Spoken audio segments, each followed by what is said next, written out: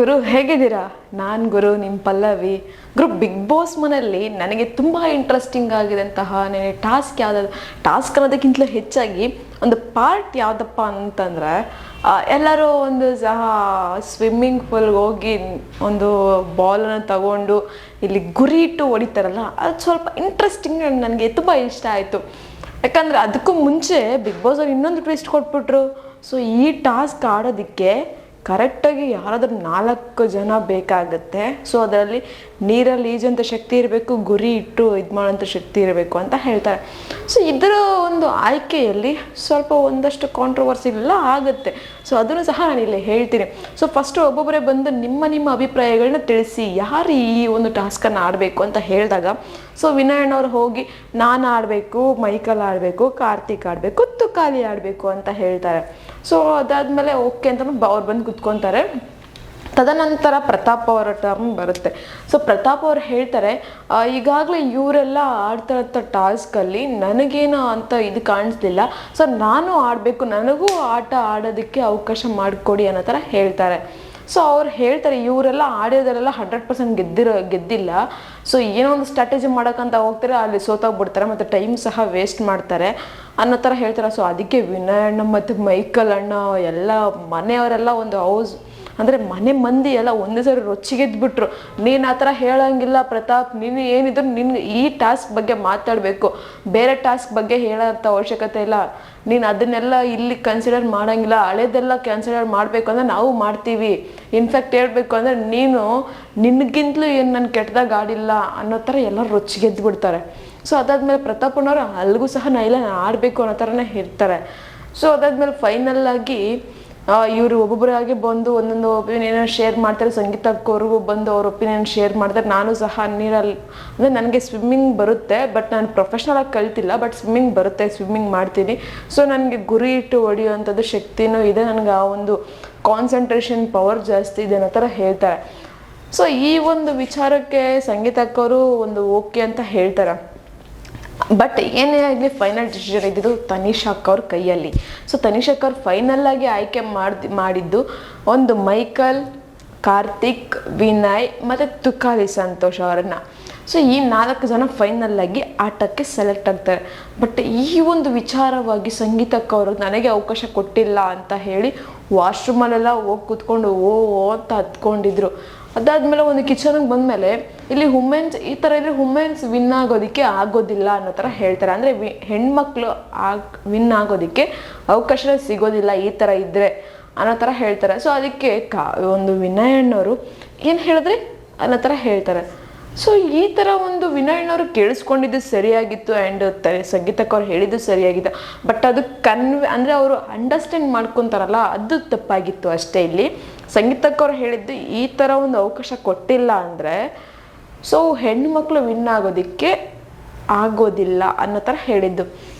And ವಿನಯಣ್ಣವ್ರು ಅದನ್ನು ಹೇಳ್ತಿದ್ರು, ನೀವು ಈ ಥರ ಒಂದು ಮೆನ್ ಮತ್ತು ವುಮೆನನ್ನು ಕಾರ್ಡ್ ಪ್ಲೇ ಮಾಡಬೇಡಿ, ಮತ್ತು ವುಮೆನ್ ಕಾರ್ಡ್ ಪ್ಲೇ ಮಾಡಬೇಡಿ.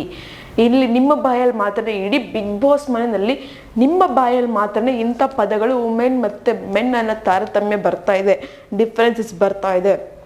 ಅದನ್ನು ನೀವು ಒಬ್ಬರೇ ಈ ಥರ ಮಾತಾಡೋದು, ಇನ್ಯಾರು ಮಾತಾಡೋದಿಲ್ಲ ಅನ್ನೋ ಥರ ಜಗಳ ಆಗುತ್ತೆ. ಸೊ ಆಮೇಲೆ ತನಿಷಾ ಅಕ್ಕ ಅವ್ರ ಹತ್ರ ಜಗಳ ಮಾಡ್ತಾರೆ. ಅದು ಫೈನಲ್ ಡಿಸಿಷನ್ ನಿಮ್ಮ ಹತ್ರ ಐತಲ್ವ, ನೀವು ಹೆಣ್ಮಕ್ಳು ಆಡಿಸ್ಬೇಕು ಅಂದಿದ್ರೆ, ಹೆಣ್ಮಕ್ಳು ವಿನ್ ಆಗಬೇಕು ಅಂತ ಆದಿದ್ರೆ ನನ್ನನ್ನು ಬಿಡಬೇಕಾಗಿತ್ತು, ನಾನೇ ಹೇಳ್ತಿದ್ದೀನಲ್ಲ ನಾನು ಆಡ್ತೀನಿ ಅನ್ನೋ ಥರ ಹೇಳ್ತಿದ್ರು.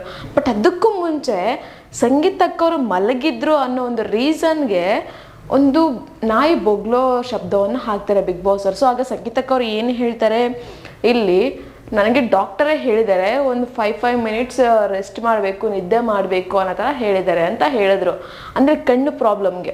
ಸ್ವಲ್ಪ ಇಲ್ಲಿ ಏಕಾಏಕಿ ಈ ಥರ ಸ್ವಿಮ್ಮಿಂಗ್ ಅಂದರೆ ನೀರು ಒಳಗಡೆ ಮುಳುಗಿ ಮತ್ತೆ ಕಣ್ಣಿಗೆ ಎಫೆಕ್ಟ್ ಆಗ್ಬೋದು ಅನ್ನೋ ಥರ ಇವರು ಬೇಡ ಅಂತ ಹೇಳಿರೋದು. ಬಟ್ ಇಲ್ಲಿ ಏಕಾಏಕಿ ನಾನು ನೀರಲ್ಲಿ ಮುಳುಗ್ತೀನಿ, ನನಗೆ ಏನೂ ಆಗಿಲ್ಲ, ನನ್ನ ಒಂದು ಕಣ್ಣು ಹೋದರೆ ಹೋಗೋದು ಅನ್ನೋ ಥರ ಹೇಳ್ತಾರೆ. ಬಟ್ ಇಲ್ಲಿ ಸಂಗೀತಕ್ಕೆ ಯಾಕೆ ಈ ಥರ ಚೇಂಜಸ್ ಆಗ್ತಿದ್ದಾರೆ ಅಂತ ಗೊತ್ತಾಗ್ತಾ ಇಲ್ಲ. ಒಂದು ಕಡೆ ನೋಡಿದಾಗ ನನಗೆ ಕಣ್ಣಿಗೆ ಡಾಕ್ಟ್ರು ಹೇಳಿದ್ದಾರೆ ರೆಸ್ಟ್ ಮಾಡಬೇಕು ಅಂತ ಹೇಳ್ತಾರೆ, ಈ ಕಡೆ ನಾನು ಆಡ್ತೀನಿ ಹೋದ್ರೆ ನನ್ನ ಕಣ್ಣು ಅಲ್ವಾ ಹೋಗೋದು ಅನ್ನೋ ಥರ ಹೇಳ್ತಾರೆ. ಇಲ್ಲಿ ಯಾವುದನ್ನು ನಂಬೋದು, ಯಾವುದನ್ನು ಬಿಡೋದು? ಸರಿನಪ್ಪ, ಒಪ್ಕೊಳ್ಳೋಣ, ಅವ್ರಿಗೂ ಸಹ ಒಂದು ಆಟದಲ್ಲಿ ಅವಕಾಶ ಸಿಗಬೇಕು, ಅದು ಅವ್ರಿಗೆ ಕೇಳೋಂಥ ರೈಟ್ಸ್ ಇದೆ. ಸೊ ಯಾಕಂದರೆ ಬಿಗ್ ಬಾಸ್ ಮನೇಲಿ ಅವರು ಸಹ ಒಂದು ಕಂಟೆಸ್ಟೆಂಟ್, ಸೊ ಓಕೆ ಅದನ್ನು ಒಪ್ಕೊಳ್ಳೋಣ. ಸೊ ಹಾಗಂತ ಬಟ್ ನೀರಲ್ಲಿ ಮುಳುಗುವಂಥ ಒಂದು ಟಾಸ್ಕಲ್ಲಿ ಬೇಡ ಅಂತ ಅವರು ಡಿಸಿಷನ್ ತಗೊಂಡಿರೋದು ತನಿಷಕ್ ಅವರು. ಯಾಕಂದರೆ ಈಗ ಆಲ್ರೆಡಿ ಅವ್ರು ಕಣ್ಣು ನೋವು ಅಂತ ಹೇಳಿದರು ಒಂದ್ಸರಿ, ಅದಕ್ಕೋಸ್ಕರ ಬೇಡ ಅಂತ ಅವರೇ ಡಿಸಿಷನ್ ತಗೊಂಡ್ರು, ಅವರೇ ಕಾಲ್ ತಗೊಂಡ್ರು. ಅದಕ್ಕೆ ಈ ಸಂಗೀತಕ್ಕ ಹೋದ್ರೆ ನನ್ನ ಕಣ್ಣಲ್ಲಿ ಹೋಗೋದು ನಿಮ್ಗೇನು ಪ್ರಾಬ್ಲಮ್ ಆಗ್ತಿತ್ತು ಅನ್ನೋ ಥರ ಕೇಳ್ತಾರೆ. ಮತ್ತು ಅವಾಗಲೇ ಮಲಗೋದೇನಕ್ಕೆ ಮಲಗಬೇಕಾಗಿತ್ತು, ಹೋದ್ರೆ ನಿಮ್ಮ ಕಣ್ಣಲ್ಲೇ ಹೋಗೋದು, ಇದು ಒಂದು ಪಾಯಿಂಟಲ್ಲಿ ನಮಗೆ ಬರುತ್ತೆ. ಬಟ್ ನಾ ಇಲ್ಲಿ ಸಂಗೀತಕ್ಕವ್ರನ್ನ ಬ್ಲೇಮ್ ಮಾಡ್ತಾ ಇಲ್ಲ ಅಥವಾ ಸಂಗೀತಕ್ಕವ್ರದ್ದು ತಪ್ಪು ಅಂತ ಹೇಳ್ತಾ ಇಲ್ಲ, ಬಟ್ ಥಿಂಕ್ ಮಾಡೋದು ಯಾವ ಥರ ಇದೆ, ಅನಲೈಸ್ ಮಾಡೋದು ಯಾವ ಥರ ಇದೆ ಅಂತ ನಾನು ಹೇಳ್ತಿದ್ದೀನಿ.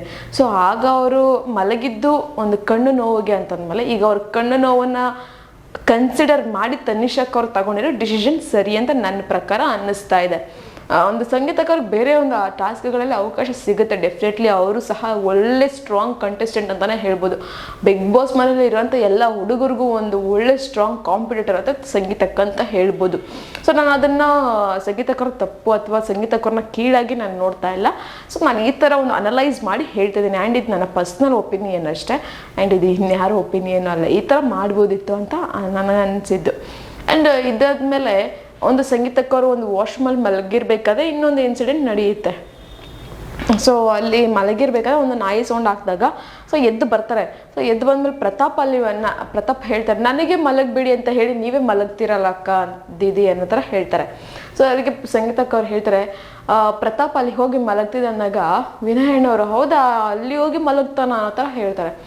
ಸೊ ಅದಕ್ಕೆ ಪಾಪ ಪ್ರತಾಪ್ ಅಣ್ಣವರು ತುಂಬ ಸೀರಿಯಸ್ ಆಗಿ ತಗೊಂಡು, ನೀವು ಆ ಥರ ಹೇಳ್ಬಿಟ್ಟಿದ್ದೀವಿ, ನೀವು ಆ ಥರ ನೋಡಿದ್ರ, ನೀವು ಆ ಥರ ನಾನು ಮಾಡ್ತಿರೋದನ್ನ ಅಂದರೆ ನಾನು ಸ್ನಾನ ಮಾಡ್ತಿದ್ದೆ, ನಾನು ವಾಶ್ರೂಮ್ ಮಾಡಿದೆ ಅಂತ ಎಲ್ಲರಿಗೂ ಬಾಗಿಲು ತೊಗೊಂಡು ತೋರಿಸೋದಕ್ಕಾಗುತ್ತಾ ಅನ್ನೋ ಥರ ಹೇಳ್ತಾರೆ. ಬಟ್ ಅದು ಒಂದು ಪಾಯಿಂಟ್ ಆಗಿತ್ತು ನಿಜಾನೇ. ಯಾಕಂದರೆ ಸಂಗೀತಕ್ಕವರು ಅದನ್ನು ತಮಾಷೆ ಆಗಿ ಮಾಡೋಕ್ಕೆ ಬಂದರು, ಬಟ್ ಅದನ್ನು ಸೀರಿಯಸ್ ಆಗಿ ತಗೊಂಡ್ರು ಪ್ರತಾಪ್ ಅಣ್ಣವರು. ಬಿಡಿ ನಿಮಗೆಲ್ಲ ತಮಾಷೆ ಥರನೇ ಅನ್ಸೋದು, ನಿಮಗೆ ನನ್ನ ಬಗ್ಗೆ ಏನಾದರೂ ಮಾತಾಡ್ಬೋದು, ನನ್ನ ಬಗ್ಗೆ ಏನು ಬೇಕಾದ್ರೂ ನೀವು ಇದು ಮಾಡ್ತೀರಾ, ಏನು ಮಾತಾಡೋದು ತಪ್ಪಿಲ್ಲ, ನಾನು ಏನು ಮಾತಾಡಲೇಬಾರ್ದು ನನ್ನ ಬಗ್ಗೆ ನಾನು ಮಾತಾಡಿದಾಗ ಅನ್ನೋ ಥರ ಹೇಳ್ತಾರೆ. ಸೊ ಅದಕ್ಕೆ ಸಂಗೀತಕ್ಕವರು ಯಾಕೆ ಪ್ರತು ನೀನು ಅಷ್ಟು ಸೀರಿಯಸ್ ಆಗಿ ಆಗ್ತೀನಿ, ತಮಾಷೆ ಮಾಡಿದ್ದು ನಾನು ಅನ್ನೋ ಥರ ಹೇಳ್ತಾರೆ. ಸೊ ಅದು ಸಹ ಇವರಿಬ್ಬರು ಕೋಳಿ ಜಗಳ ಯಾವಾಗಲೂ ಇದ್ದಿದ್ದೆ. ಯಾಕಂದರೆ ಅಕ್ಕ ತಮ್ಮ ಅಂತಂದಮೇಲೆ ಈ ಥರ ಜಗಳ ಸಣ್ಣ ಪುಟ್ಟ ಮನಸ್ಸಾಗ ಬಂದೇ ಬರುತ್ತೆ, ಮತ್ತು ಅದು ಒಂದಾಗೇ ಆಗ್ತಾರೆ ಡೆಫಿನೆಟ್ಲಿ. ಸೊ ನೋಡೋದು ಸಂದರ್ಭದಲ್ಲಿ ಮತ್ತೆ ಒಂದಾಗಿದ್ರು. ಸೊ ಈ ಥರ ಒಂದು ಇನ್ಸಿಡೆಂಟ್ ಆಯಿತು. ಆ್ಯಂಡ್ ನನಗೆ ಅದು ನಾನು ಹೇಳಿದ್ನಲ್ಲ, ಒಂದು ಟಾಸ್ಕಲ್ಲಿ ಚೆನ್ನಾಗಿ ಆಡಿದ್ರು, ಬಟ್ ಒಂದು ಗುರಿ ಇಟ್ಟು ಹೊಡೆಯೋವಂಥ ಟಾಸ್ಕಲ್ಲಿ, ಅಂದರೆ ಸ್ವಿಮ್ಮಿಂಗ್ ಪೂಲಿಂದ ಬಾಲ್ ತೊಗೊಂಬಂದು ಗುರಿ ಇಟ್ಟು ಹೊಡೆದು ತಗೊಳ್ಳೋಂಥ ಟಾಸ್ಕಲ್ಲಿ ಪಾಪ ಇವ್ರಿಗೆ ಬಂದಿದ್ದು ಕೇವಲ 3 ಲಕ್ಷ. ಇನ್ನು ಉಳ್ದಂತ್ರ ಅಂದರೆ ಟೋಟಲಾಗಿ ಫೈನಲ್ ಆಗಿದ್ದು 10 ಲಕ್ಷಕ್ಕೆ, ಅಂದರೆ 3 ಲಕ್ಷ ಕಳ್ಕೊಂಡ್ರು. ಇನ್ನು ಒಟ್ಟಾಗಿ 7 ಲಕ್ಷ ಮನೆಯವರೆಲ್ಲ ಪಡ್ಕೊಂಡ್ರು. ಆ್ಯಂಡ್ ನೆಕ್ಸ್ಟ್ ಬಂದ್ಬಿಟ್ಟು ಟಾಸ್ಕ್ ಇನ್ನೊಂದಿತ್ತು, ಅಂದರೆ ಚೆಂಡು ಕಾಲ್ಗೆಜ್ಜೆ ಥರ ಉರುಳಿಸೋಂಥದ್ದು, ಅಂದರೆ ಡಿಸ್ಕ್ ಇರುತ್ತೆ, ಆ ಡಿಸ್ಕನ್ನು ಎಸಿತಾರೆ. ಸೊ ಅದ್ರ ಮೇಲೆ ಒಂದು ಹೆಜ್ಜೆಗಳನ್ನ ಇಟ್ಕೊಂಬರ್ಬೇಕು. ಸೊ ಅದಕ್ಕೂ ಸಹ 6 ಜನ ಬೇಕಿತ್ತು. ಅಂದರೆ ಆ 6 ಜನ ಗೆದ್ದರೆ ಅವ್ರಿಗೆ ಒಂದಷ್ಟು ಲಕ್ಷ ಅಮೌಂಟ್ ಬರುತ್ತೆ ಅಂತ. ಸೊ ಅದರಲ್ಲಿ ಅವರು ಗೆದ್ದಿದ್ದು ಕೇವಲ 5 ಲಕ್ಷ. ಸೊ ಈ ಥರ ಒಂದು ಟಾಸ್ಕ್ ಚೆನ್ನಾಗಿತ್ತು, ಅದು ಸಹ ನೋಡೋದಕ್ಕೆ ಇಂಟ್ರೆಸ್ಟಿಂಗ್ ಆಗಿತ್ತು. ಎಲ್ಲ ಟಾಸ್ಕ್ಗಳೆಲ್ಲ ಈಗ ಸ್ವಲ್ಪ ಇಂಟ್ರೆಸ್ಟ್ ಬರ್ತಾ ಇದೆ, ಟಾಸ್ಕ್ಗಳು ಆಟ ಆಡ್ತಾ ಇರೋದನ್ನು ನೋಡ್ತಾ ಇದ್ರೆ. ಆ್ಯಂಡ್ ಇದೆಲ್ಲದರ ನಡುವೆ ಒಂದಷ್ಟು ಜಗಳ ಮನಸ್ತಾಪ ಮತ್ತೆ ಬರ್ತಾನೆ ಇದೆ, ಹೋಗ್ತಾನೆ ಇದೆ. ಆ್ಯಂಡ್ ಇನ್ನೊಂದು ಕಡೆ ಸಂಗೀತಕ್ಕ ಮತ್ತು ನಮ್ರತಕ್ಕ ಕುತ್ಕೊಂಡು ಮಾತಾಡ್ತಾ ಇರಬೇಕಾದ್ರೆ ತನಿಷಕ್ಕ ಅವ್ರ ಬಗ್ಗೆ ಡಿಸ್ಕಷನ್ ಮಾಡ್ತಾರೆ. ಸಂಗೀತಕ್ಕ ಹೇಳ್ತಾರೆ, ತನಿಷಾ ಯಾರದೇ ಡಿಸ್ಕಷನ್ ಇರಲಿ, ಯಾರದೇ ಜಗಳ ಇರಲಿ, ಸುಮ್ಮನೆ ಜೋರಾಗಿ ಬಾಯಿ ಮಾಡ್ಕೊಂಡು ಬರ್ತಾಳೆ ಅಷ್ಟೇ. ಅಲ್ಲಿ ಅವರು ಇದಿಲ್ಲ ಅಂದ್ರೂ ಒಂದೇ ಒಂದು ಅಂದರೆ ನಮ್ರತಕ್ಕ ಹೇಳ್ತಾರೆ, ಒಂದು ಸೆಂಟೆನ್ಸನ್ನು ಇಟ್ಕೊಂಡು ತುಂಬ ದೊಡ್ಡದಾಗಿ ಮಾತಾಡ್ತಾಳೆ ಅನ್ನೋ ಥರ ಹೇಳ್ತಾರೆ. ಸೊ ಈ ಥರ ಒಂದು ಡಿಸ್ಕಷನ್ನ ಇವರಿಬ್ಬರ ಮಧ್ಯೆ ನಡೀತಾ ಇದೆ ಅಬೌಟ್ ತನಿಷಕ್ಕ. ಇನ್ನೊಂದು ಕಡೆ ಬಂದು ವರ್ತೂರಣ್ಣ ಮತ್ತು ಸಂಗೀತಕ್ಕವ್ರು ಪ್ರತಾಪ್ ಅವ್ರ ಬಗ್ಗೆ ಡಿಸ್ಕಷನ್ ಮಾಡ್ತಾರೆ. ಪ್ರತಾಪ್ಗೆ ಈಗ ಸ್ವಲ್ಪ ಯಾಕೋ ಒಂಥರ ಬೇಜಾರಲ್ಲಿದ್ದಾನೆ, ಮೂಡ್ ಆಫ್ ಆಗಿದೆ ಅನ್ನೋ ಥರ ಮಾತಾಡ್ತಾ ಇರ್ತಾರೆ. ಬಟ್ ಯಾಕೆ ಅಂತ ಗೊತ್ತಿಲ್ಲ. ಅಂದರೆ ಈ ಥರ ಒಂದು ವಿಚಾರ ಕೇಳಿದಾಗ ಅಥವಾ ಅವರಿಗೆ ಒಂದು ಎಲ್ಲೂ ಸಹ ಅವಕಾಶ ಸಿಗದೇ ಇರೋಂಥ ಸಂದರ್ಭದಲ್ಲಿ ಈ ಥರ ಒಂದು ಮಾತುಗಳು ಖಂಡಿತವಾಗ್ಲೂ ಬಂದೇ ಬರುತ್ತೆ. ಆ್ಯಂಡ್ ನೆಕ್ಸ್ಟ್ ಇನ್ನೊಂದು ಏನಪ್ಪ ಅಂದರೆ ಇಂಟ್ರೆಸ್ಟಿಂಗ್ ಅಂದರೆ ಅವರು ಒಂದು ಲಾಸ್ಟ್ ಟೈಮ್ ಒಂದು ಆಟ ಸೋತಿದ್ರಲ್ವಾ. ಸೊ ಆ ಆಟ ಸೋಲೋದಕ್ಕೆ ಏನು ಕಾರಣ ಇರ್ಬೋದು, ಕಾರಣಗಳನ್ನ ತಿಳಿಸಿ ಅನ್ನೋ ಥರ ಹೇಳ್ತಾರೆ. ಸೊ ಅಲ್ಲಿ ನನಗೆ ಇಷ್ಟ ಆಗಿದ್ದು, ಯಾರೂ ಸಹ ಒಬ್ಬರು ಮಾತಾಡಬೇಕಾದ್ರೆ ಇನ್ನೊಬ್ರು ಕೌಂಟ್ರ್ ಕೊಡ್ತಾ ಇರಲಿಲ್ಲ, ಇನ್ನೊಬ್ಬರು ಆಪೋಸಿಟಾಗಿ ಮಾತಾಡ್ತಾ ಇರಲಿಲ್ಲ. ಸೊ ನಾರ್ಮಲಾಗಿ ಎಲ್ಲ ಕೂಲಾಗಿ ಮಾತಾಡ್ತಾ ಇದ್ರು. ಸೊ ಆಗ ಅವರವರ ತಪ್ಪು ಚೆನ್ನಾಗಿ ಅರಿವಾಗ್ತಿತ್ತು ಅವ್ರಿಗೆ. ಮತ್ತು ಎಲ್ಲಿ ಅವರು ಎಡುತ್ತಾ ಇದ್ದಾರೆ, ಎಲ್ಲಿ ಮೌಲ್ಯಗಳನ್ನ ಕಳ್ಕೊತಾ ಇದ್ದಾರೆ, ಎಲ್ಲಿ ಅವರ ಬೆಲೆಯನ್ನು ಕಡಿಮೆ ಮಾಡ್ಕೊತಾ ಇದ್ದಾರೆ, ಎಲ್ಲಿ ಅವರ ವ್ಯಕ್ತಿತ್ವ ಹೋಗ್ತಾ ಇದೆ ಅನ್ನೋದ್ರ ಅರಿವು ತುಂಬ ಚೆನ್ನಾಗಿ ಗೊತ್ತಾಗಿದೆ. ಆ್ಯಂಡ್ ಇನ್ನು ಇಷ್ಟೆಲ್ಲ ಅಂದರೆ ಬಿಗ್ ಬಾಸ್ ಮೇಲೆ ಇನ್ನೊಂದು ಫನ್ನಿ ಮೂಮೆಂಟ್ ಯಾವುದಪ್ಪ ಅಂದರೆ, ಪಾಪ ವರ್ತೂರಣ್ಣ ಮತ್ತು ಸಂತೋಷ್ ಅಣ್ಣ ಅವರು ಅಂದರೆ ತುಕಾಲಿ ಅಣ್ಣವರು ಆಲ್ರೆಡಿ ಟೆರೆಸ್ ಮೇಲೆ ಹೋಗಿ ಕೂತಿರ್ತಾರೆ. ಸೊ ಮನೆಯವರೆಲ್ಲ ಡಿಸ್ಕಷನ್ ಮಾಡ್ಕೊಂಬಿಟ್ಟಿರ್ತಾರೆ, ಆಲ್ರೆಡಿ ಈ ಥರ ಡೈಲಾಗ್ ಹೇಳ್ಕೊಂಡು ಹೋಗ್ಬೇಕು ಒಬ್ರದ್ಮೇಲೆ ಒಬ್ರು ಅಂತಂದರೆ ಯಾಕೋ ಇನ್ಮೇಲೆ ಅಂದರೆ ಅವರು ಡಿಸ್ಕಷನ್ ಆಲ್ರೆಡಿ ಮಾಡ್ಕೊಂಬಿಟ್ಟಿರ್ತಾರೆ, ಯಾಕೋ ಈ ಮನೇಲಿ ಜಾಸ್ತಿ ಬೇಜಾರಾಗ್ತಿದೆ ಇವತ್ತು ಅನ್ನೋ ಥರ ಹೇಳಬೇಕು ಅನ್ನೋ ಥರ. ಸೊ ಫಸ್ಟ್ ನಮ್ರತಕ್ಕ ಹೋಗ್ತಾರೆ, ಸಂಗೀತಕ್ಕ ಹೋಗ್ತಾರೆ, ವಿನಯಣ್ಣ ಹೋಗ್ತಾರೆ, ಕಾರ್ತಿಕ್ ಅಣ್ಣ ಹೋಗ್ತಾರೆ. ಸೊ ಹಿಂಗೆ ಒಬ್ಬರಾದ್ಮೇಲೆ ಒಬ್ಬರು ಹೋದಾಗ ಅಲ್ಲಿ ಒಂದು ಫನ್ನಿ ಮೂಮೆಂಟ್ ಕ್ರಿಯೇಟ್ ಆಯಿತು. ಸೊ ಎಲ್ಲರೂ ಯಾವಾಗಲೂ ಇದೇ ಥರ ಎಂಟರ್ಟೈನ್ ಮಾಡ್ಕೊಂಡಿರೋದಕ್ಕೆ ಏನಾಗುತ್ತೆ ಇವ್ರಿಗೆ ಗೊತ್ತಿಲ್ಲ. ಯಾವಾಗ ನೋಡೋದು ಕಿಚ್ಚಾಟ, ಪರ್ಚಾಟ, ಒಂದು ಜಗಳ, ಈ ಒಂದು ಮನಸ್ತಾಪ ಅದರಲ್ಲೇ ಇರ್ತಾರೆ. ಇವತ್ತು ಚೆನ್ನಾಗಿರ್ತಾರೆ ಅನ್ಕೊಳ್ಳೋಷ್ಟರಲ್ಲಿ ನಾಳೆ ಮತ್ತೆ ಜಗಳ ಬಂದಿರುತ್ತೆ. ಇನ್ನೇನಪ್ಪ ಇವಾಗ ಒಂದಾಗ್ಬಿಡ್ತಾರೆ ಅನ್ಕೊಳ್ಳೋಷ್ಟರಲ್ಲಿ ಇನ್ನೇನೋ ಬಂದು ಅವರು ಜಗಳ ಮಾಡಿರ್ತಾರೆ. ಸೊ ಈ ಥರ ಬಿಗ್ ಬಾಸ್ ಮನೆ ನಡೀತಿದೆ. ಬಟ್ ಏನೇ ಆಗಲಿ ಒಂದಷ್ಟು ಎಮೋಷನ್ಸ್ ಮತ್ತು ಒಂದಷ್ಟು ಕೋಪ, ಜಗಳ ಅಂದರೆ ಮಿಕ್ಸ್ಡ್ ಎಮೋಷನ್ ಅಂತಲೇ ಹೇಳ್ಬೋದು. ಒಂದು ನೋವಾಗಿರ್ಬೋದು, ನಲಿವಾಗಿರ್ಬೋದು, ಖುಷಿ ಆಗಿರ್ಬೋದು, ದುಃಖ ಆಗಿರ್ಬೋದು, ಎಲ್ಲ ಸಹ ಒಂದೇ ಕಡೆ ಸಿಗ್ತಾ ಇದೆ ಅಂದರೆ ಅದು ಬಿಗ್ ಬಾಸ್ ಮನೇಲಿ. ಬಟ್ ನೋಡೋಂಥವ್ರಿಗೆ ಮಾತ್ರ ಸ್ವಲ್ಪ ಅಯ್ಯೋ ಅಂತ ಅನ್ನಿಸ್ತಿರುತ್ತೆ. ಕೆಲವೊಬ್ಬರನ್ನ ನೋಡಿದಾಗ ಅವ್ರು ಎಮೋಷ್ನಲಿ ಫೀಲ್ ಆಗ್ತಾ ಇರೋದನ್ನ ನೋಡಿದಾಗ ನಮಗೂ ಸಹ ಅಳು ಬರುತ್ತೆ.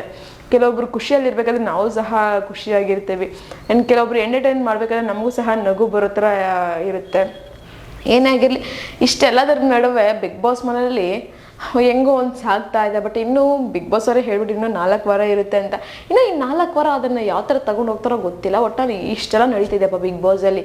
ನಿಮ್ಗೇನು ಅನ್ನಿಸ್ತು ನಿನ್ನೆ ಒಂದು ಎಪಿಸೋಡ್ ಬಗ್ಗೆ ಒಂದು ಕಮೆಂಟ್ ಬಾಕ್ಸಲ್ಲಿ ಕಮೆಂಟನ್ನು ಹಾಕಿ.